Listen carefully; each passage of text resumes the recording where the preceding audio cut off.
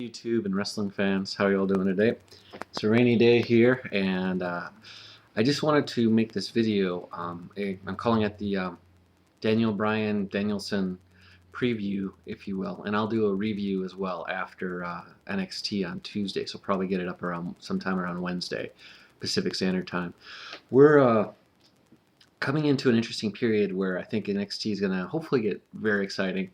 And with that, I wanted to spend more time on talking a bit more about Bryan Danielson, and kind of where I see things going for him right now, or what could possibly happen. The reason I'm doing it tonight rather than tomorrow is there's always that chance that he'll show up on Raw. I think there is a chance he'll show up on Raw, and it may be through a match with Carlito. Now, if anybody watched Superstars, Carlito got back together with Primo, pretty much Primo doing sort of a pseudo heel turn because they were having a match, and Carlito was setting up the backstabber and instead talked with his brother, and they sort of realigned, if you will. Now, that's not to say that'll show up on Raw or any of the bigger shows, and I'm not even 100% sure Carlito is on Raw, to be honest. But if with last week's NXT and ending, well, not ending, but Daniel Bryan getting a backstabber from Carlito, there could potentially be a match made by the guest host who could say, hey, Carlito wants a match. Here, I'll give him this guy who wants him really badly, which would be good because it could give Daniel Bryan his first win, or maybe even a disqualification win, which wouldn't be too bad. But I'm thinking more ahead to tomorrow night. I think it would make more sense to have Carlito versus Daniel Bryan tomorrow night. And in a way, it could make perfect sense. Think about it. Of all the pros, I'd probably say the lowest one on the totem pole, and not due to ability, but it's kind of where a spot is in the WWE right now, would be Carlito. R-Truth has still got pops from fans, even though I'd argue that Carlito's a better wrestler in the ring with more technical ability. And Matt Hardy with all the fans behind him, but he's nursing his injury right now after getting his head curb stomped, if you will, by Drew McIntyre. But what we have is a situation where we could start to see potentially Daniel Bryan making his way through the ranks. He's pretty much lost to everybody now.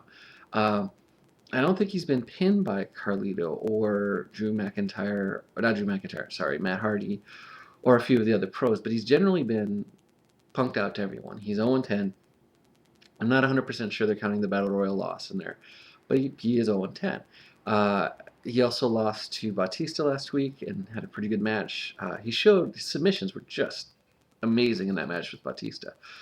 But I digress. We'll see what direction they're going to take Daniel Bryan in. Now, they could drag it out for another week. They could give him another loss. They could give him a DQ. They could give him a count out. But anything that has him winning sort of becomes this moment of epiphany. Anyone who's ever written, or think of a good story, like a good book, there's always that point of epiphany for a character. Normally the protagonist or the hero, when they've gotten to that point, and they can sort of see over that obstacle and start to go, if you will, using the Rocky moment, into the montage scene where you start getting the training and he starts getting ready for his big fight. In a way, the hump in the hill for Danielson's that record, and his first win, I think, is going to really drive him. And I'm willing to bet that he's going to go on an undefeated streak after this. Not a smush undefeated streak. I think he will much more have to work for it.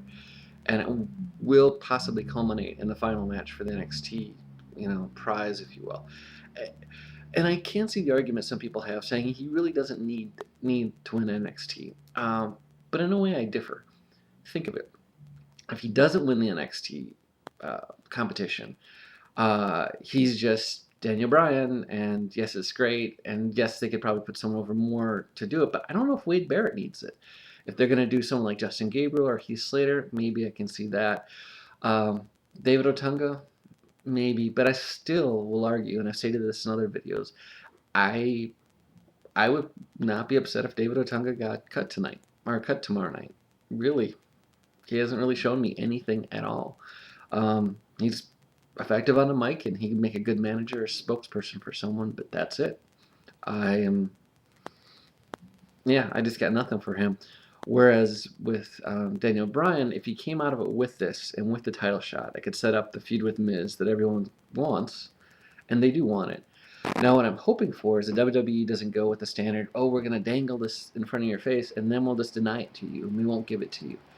They have a history of taking really good wrestlers and sometimes either putting them way on the back burner or just knocking them completely off the chart. Good examples: Evan Bourne, awesome wrestler. Part of me wants him to leave the WWE and go to somewhere like a Ring of Honor, where he would just be amazing. And if he's been there before, forgive my ignorance. Shelton Benjamin, I do hope he ends up in Ring of Honor more than TNA. Mainly because I think he could really display physically and technically what he can do. But you have these guys who have all the ability in the world, they just don't get a push. Kofi Kingston, I'm hoping now he'll get more of a push. But can you see Daniel Bryan coming out of the competition, and unless he just gets underneath Miz's skin, I can see them doing that sort of angle.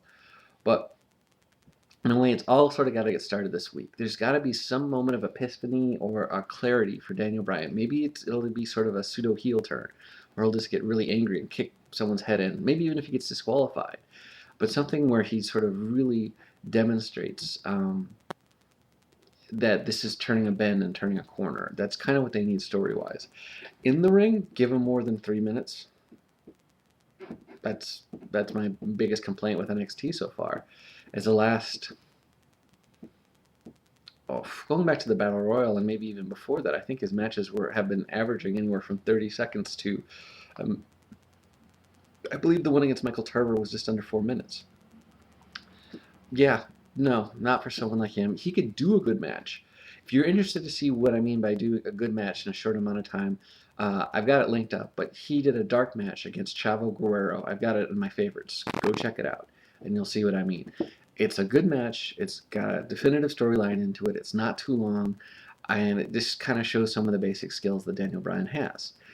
Now, a submission-style wrestler in the WWE is kind of what they need right now. And I'm not talking Kurt Angle going back to the same ankle lock or going to continuously. He switches up the finishers or his submission holds. If you've been watching him, you've seen that. He's brilliant as far as that goes, plus his striking. Now, all that being said, I've sort of become a big fan of Bryan Danielson, Daniel Bryan, more recently than a lot of other people, because I mentioned before, I saw him early on, like 2002, and he didn't really do anything for me. I just wasn't impressed, and I didn't care for the character he was pushing at the time. So I didn't pay much attention to him. I was more enraptured by the likes of AJ Styles and some of the stuff that was going on in TNA at the time to really pay much attention to him. Fast forward ahead to not too long ago, a friend of mine sent me a DVD, and I saw Daniel Bryan wrestle Spanky, and they just had an amazing match. That was sort of my introduction to it. And since then, I've really sort of started digging out Daniel Bryan matches, and he really is something that's missing these days. A technical wrestler who does submissions but still has the ability to go in the ring technically. Nigel McGuiness, who we faced in a couple of these matches, or in the ROH, he had some awesome matches with him. Their unified match was amazing. I marked out big time, just almost the whole match. Just a brilliant, well-done match with a very good crowd. That was so for Nigel McGuiness in that. But when it comes to the next 2 days, things to look for. See if they put Carlito in a match with Daniel Bryan, because I think that would sort of give an opening. They may even go, the last two guys are going to wrestle a match against the mentors. So you'd have Miz against Tarver. I think Tarver will be on the last 8, and you'll have Daniel Bryan versus Carlito. There's a lot of other things they could do too, or maybe even have Carlito or Miz Daniel Bryan win a challenge, and then take on Carlito. I think that would be that's something to look for. See if they put him against Carlito, and if they don't do it this week, they should do it next week. Though I will still argue right now, he needs to get that match. He needs to get that first one. And until probably Wednesday, this is Old School Ted 1. Take it easy.